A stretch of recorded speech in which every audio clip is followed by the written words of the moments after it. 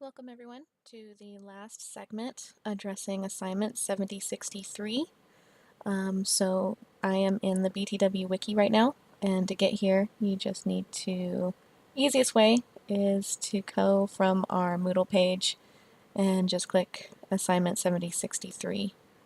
And okay, so this is the wiki page that explains the assignment overall, and we are now on task number 3. Okay, so this video is about the second memo that you have to create for this assignment. So if you want to know more about the first memo you had to create for this assignment, check out my other video. Okay, so the second part of this assignment can at first seem a little unconnected to the first part. In the first part, you had to write a memo about a local business. In this memo, you're still writing it to your boss, so again, it's addressed to Alex. And you will need to compare the differences and similarities between emails, memos, and letters. Okay, and then it gives us some content.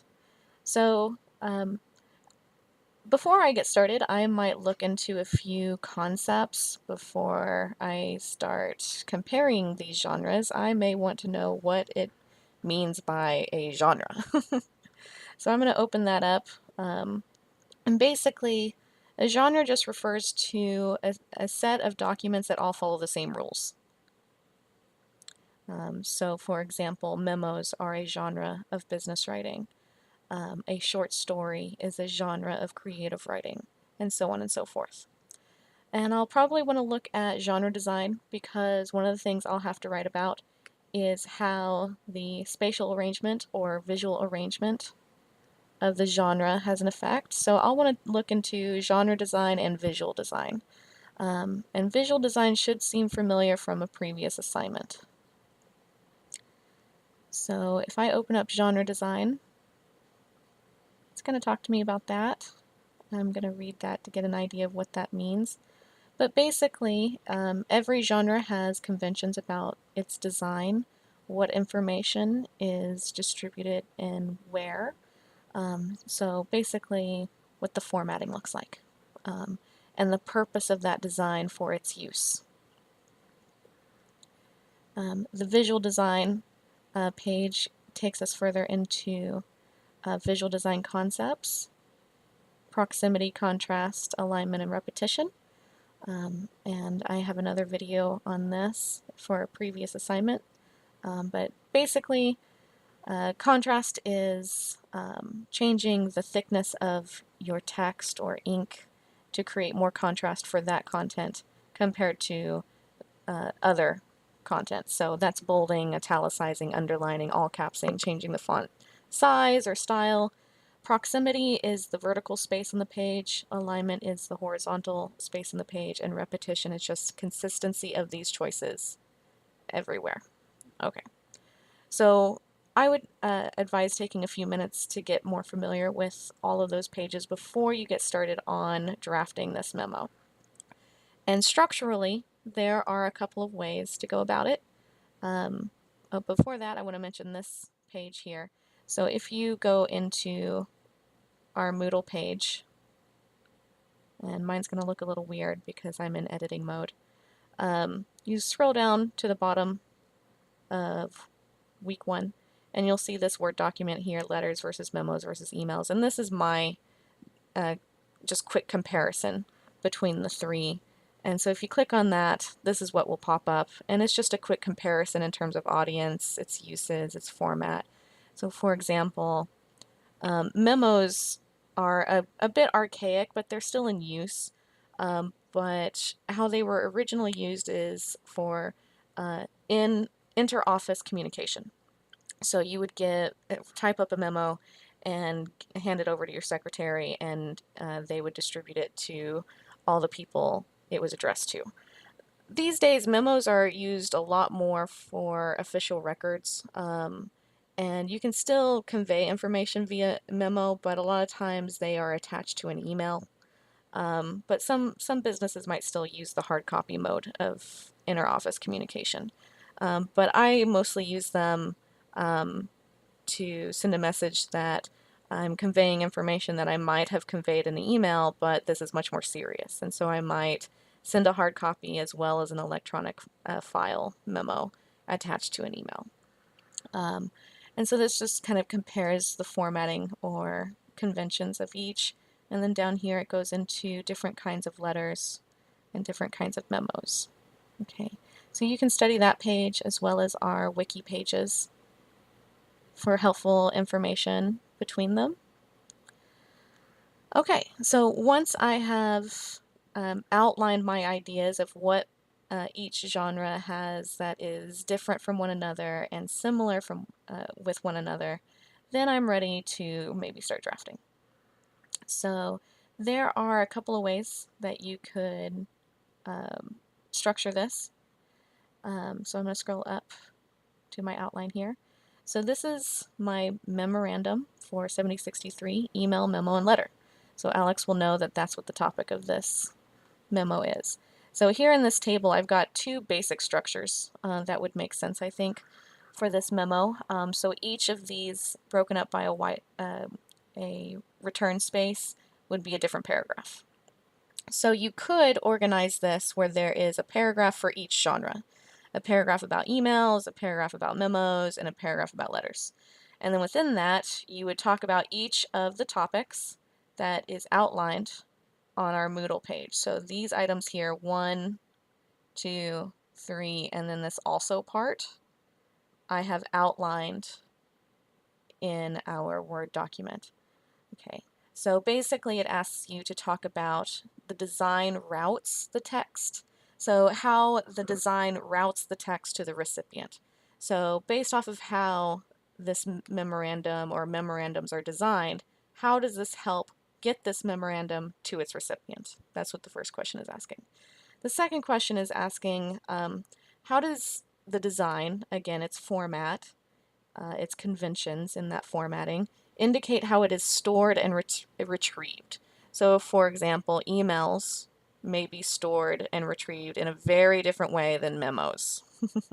And the same with letters. And memos and letters might be very similar in how they are stored. But in this paragraph, I would only talk about how emails are stored and retrieved. The third point I'm supposed to cover is how does the formatting design fulfill the function of a title. And so there is a wiki page about that, about what a title does. Let's see.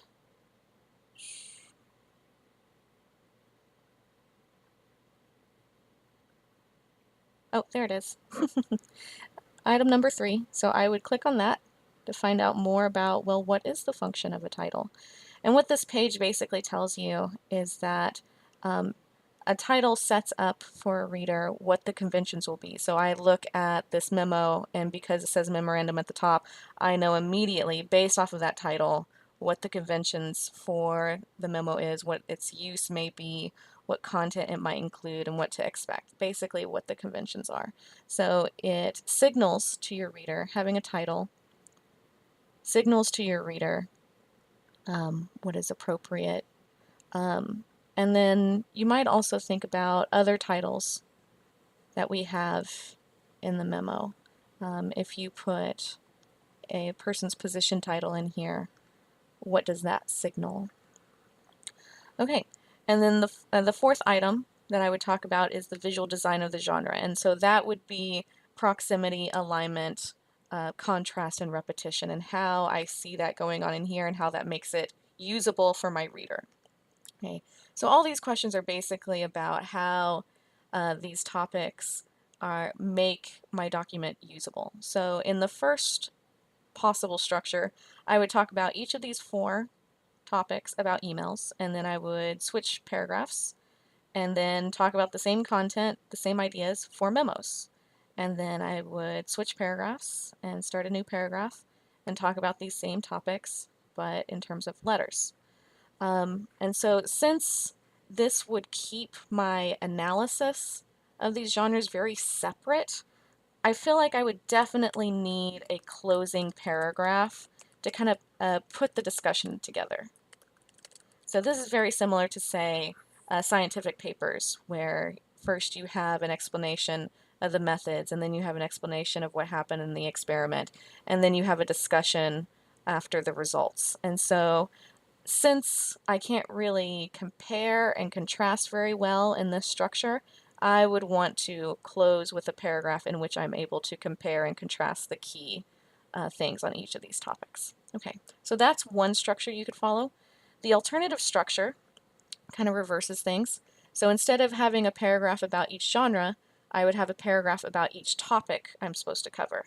So those 4 topics from the wiki page that I'm supposed to compare these genres on, each of those would have its own paragraph. So the first paragraph would be about how the design routes my text to my recipient. And within the paragraph for my evidence, I would talk about emails, memos, and letters. And I would say how they're similar and how they are also different. And once I'm done comparing all 3 genres on that one topic, I will skip a line and start a new paragraph. And my next paragraph would be about how these genres are stored and retrieved. And again, in my evidence, I would talk about all 3 genres, email, memo, letter. And once I'm done comparing and contrasting on storing and retrieving, I hit return and I start a new paragraph and I talk about titles of these 3 genres. When I'm done with that, I'll start my last paragraph about visual design of genres. And so since there is so much comparison within these paragraphs, I don't know if I would really need as detailed or as in-depth of a closing here. So I might just have a 2-sentence closing about why this matters and what I've learned about this. Okay, so that kind of gives you some idea of the overall structure that we might use. And just as a reminder, for each of these paragraphs, we do want to use the Peck order. So that would be premise, evidence, and conclusion. So I'm just going to talk about that briefly. Okay. So previous videos of mine have talked about the Peck order, where the first sentence of a paragraph should be your premise. That's basically an I think statement or a premise of belief. And then after your first sentence of your paragraph, you should have evidence supporting it. And so for here, for each of these structures, this would change what starts my paragraph. If I've structured it where each paragraph is talking about a different genre, my premise would be all about emails. And so it might be something like, emails are designed to be fast and efficient. Okay, it's a very basic premise, but to give you an example. And then I would go through each of these topics, and at the end of it, conclude by why that matters, or how this evidence supports that premise. So if I wanted to use my other structure, my Peck order might look a little differently.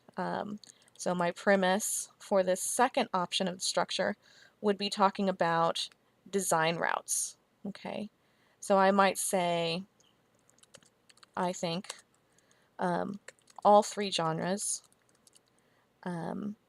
use the necessary information to get my document to the recipient. So that's very obvious premise, and I would hope that your ideas would be something that requires more argument. Right now, this premise is probably more of a premise of fact. It isn't a premise of fact is something that I can assume both I and my reader would believe without any evidence. So you really want to go towards a premise of belief, something that you believe, but your reader may or may not believe yet. And so you would have to follow it up with evidence. Right now, I don't know if I need evidence for this, so it's a really basic one. So I might try to revise this, get my document to the recipient using the modes that, I don't know, the modes of transmission appropriate for each. So basically, and this is kind of a wordy premise. I would probably try to revise this later, but that's okay. First drafts, just get your ideas down there. And so what I'm thinking here is that while there are very similar things in how people are addressed, notice that a letter would have an address block, and that's because a letter is transmitted through snail mail. And so that design requires information that the others don't.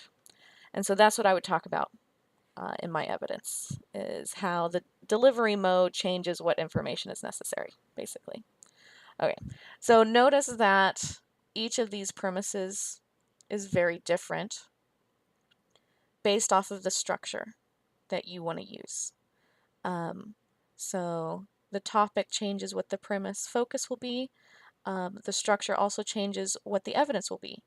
In the first option, you would only be talking about evidence that you draw from emails, whereas in the second option, you would be drawing from evidence that comes from both emails, memos, and letters. And so feel free that as you give evidence to remember to describe, and when helpful, do quotes. You can even quote your own assignments if you like. And then explain or interpret or comment on that description and quote. Don't leave your reader hanging, not knowing exactly what point you're trying to make. Tell them what they're supposed to learn from these descriptions and quotes. And if your explanation or your commentary or your analysis is objective and seems based off of facts, then they should agree with you. And then if they agree with all of your evidence and it's sufficient, they should then agree with your premise. So that is all about incorporating logos. And if you'd like to hear more of a description of the PEC order, I do have a video on paragraphs. All right. So that's basically the memo comparing letters, emails, and memos. So I'm going to return to our wiki page and see if there's anything else that I need to do. Okay, so let's say you've finished your memo comparing these genres. Now I need to put all of this together.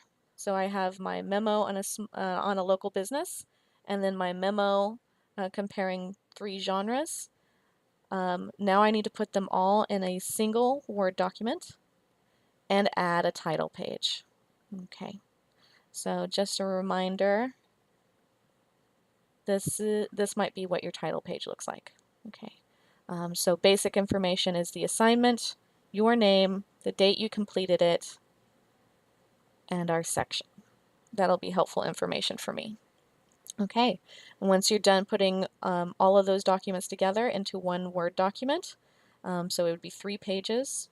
The first page, the title page. The second page is your memo on a local business. And the third page would be your memo on comparing the 3 genres of business writing. You save that, you head back to Moodle and upload it under week 2, right here. And if you can't find it, you can always look over here on the right, and here is our assignment. You can always click on that, and that will take you to the submission page. Okay. Make sure that when you upload your file that you actually hit submit, or it will not send it to me. I hope this video was helpful, and if you have any questions about completing this assignment and completing it well, I hope you'll bring it to our virtual classroom or send me an email. Okay, good luck.